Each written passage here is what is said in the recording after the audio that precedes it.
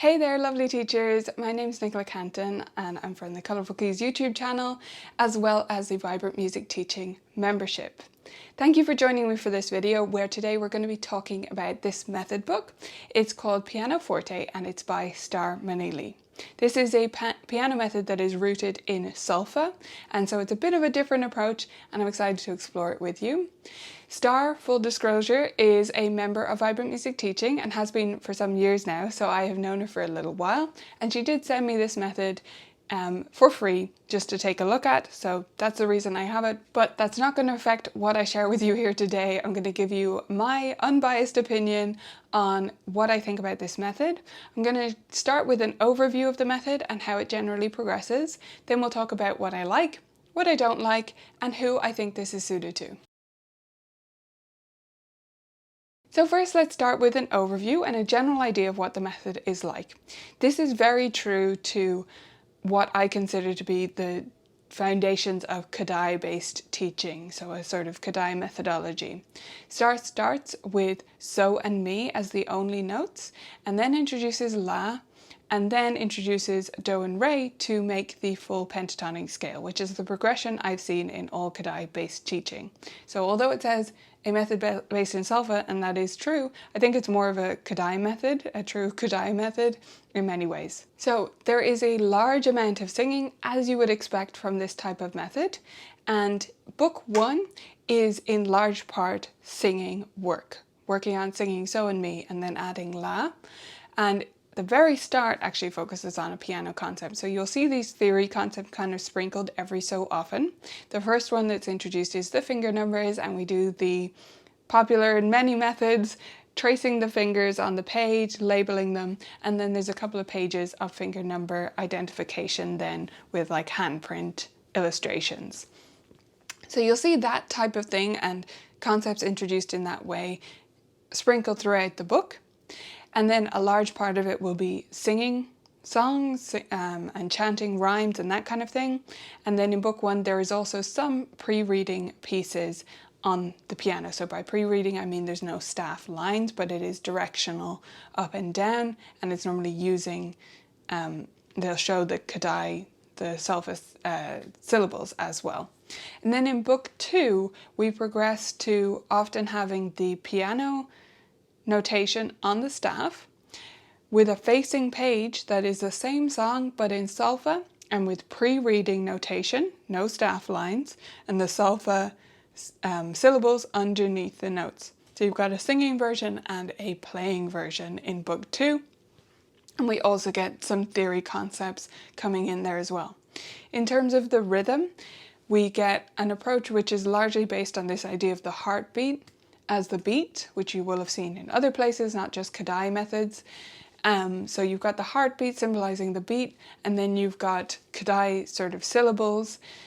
The crotchet or quarter note that Starr uses is ta, which is common to almost everyone. Ta or ta, if you pronounce it differently. And then the minim or half note, she uses tu, u. So that just might be different to what you're used to. There are many ways of doing it. I use ta tu. Many people use ta a. That's probably more traditional, right? But she uses tu u. So just in case that bothers you, I thought I would mention it, but it's not a big deal to change the way you do it. Scribble those out if you really hate tu u for some reason, but not a big deal at all. So that's the way the rhythm is approached in general. Let's start with what I really like about this method. So I love the focus on singing, that's just right up my alley. I love to see students singing right from the beginning. I think it makes for great musicians with great ear skills, all of that good stuff, and that's incorporated throughout the method. I think that's great. The other thing that I love, and both of these are pretty big to me, is the introduction of quavers or eighth notes early on. I hate to see that delayed, as it is in some methods, until several levels into a book, because it's just natural to play quavers. There's nothing hard about them, and there's no reason to be scared of them.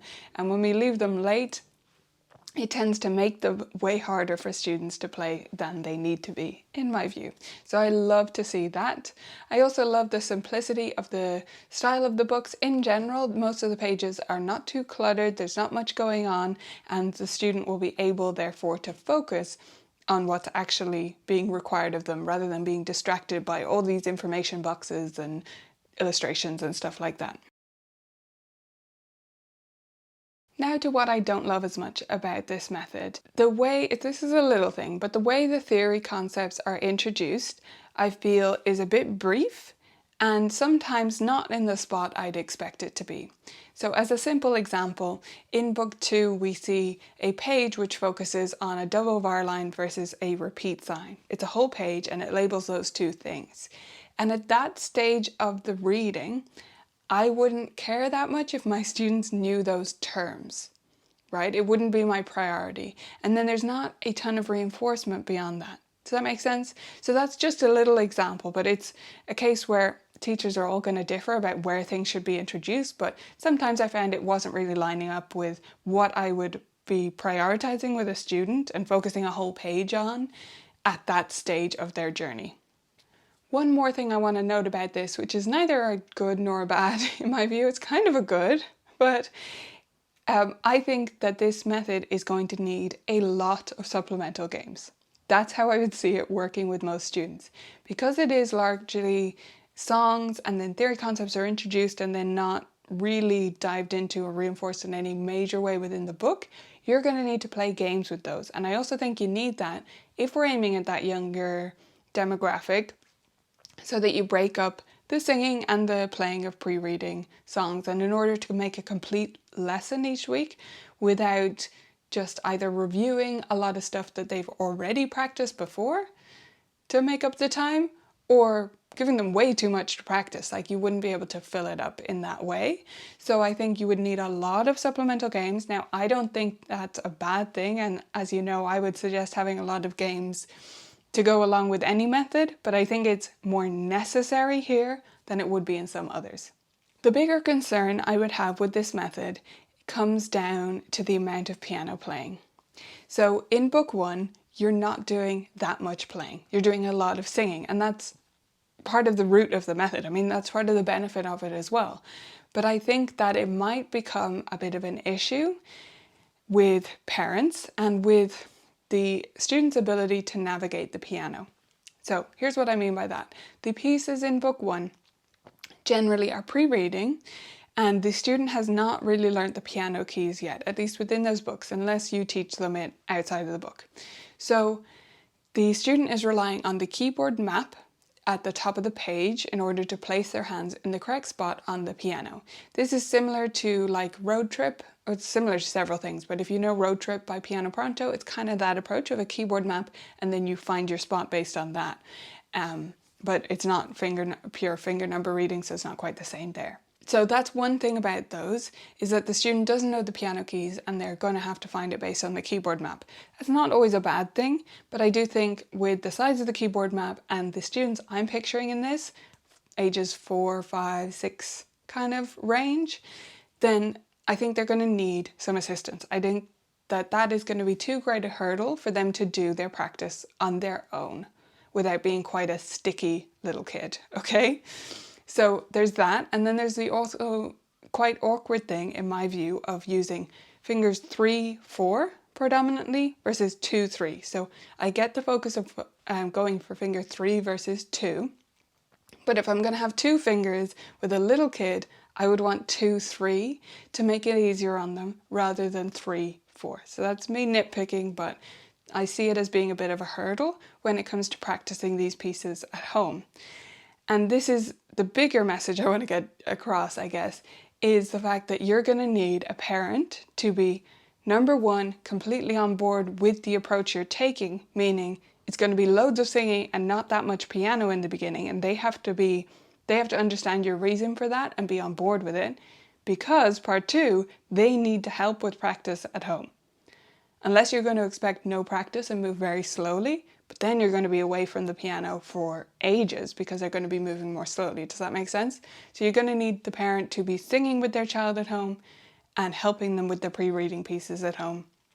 And I believe that's going to need to continue with a high level of parental support for both books. That's the way I see this actually working. And finally, who do I think this is suited to? Well, I'd be mentioning ages 4, 5, 6, maybe 7-year-olds. I do think that age range is about right. But what I haven't brought up is that I think this method actually would work really well for a group. I think it would be right in its sweet spot. Whether it was intended or not, I don't know. I haven't asked Starr, but I think if you had small groups of students, I think this would work extra great because you would be singing together, you'd have the small amount of piano play, and that would work well, but you could do it with a group with only one piano or two pianos, even though it's not enough for all the students present, because they could easily fit beside each other to play the pre-reading songs, and because you would be focusing in large part on the games and the singing and building up those skills in a really good way. I think it would work great for a group of 5, 6, 7-year-olds, maybe 8-year-olds. I think that would be sort of pushing the edge of it just for me and how I would use it. So those are my thoughts, but I'd love to hear yours if you have tried this method or tried another Kodály-based method, or anything, any questions you have about it. I'd love to hear in the comments. Do let me know what you think. Looking forward to hearing from you, and I'll see you in the next video.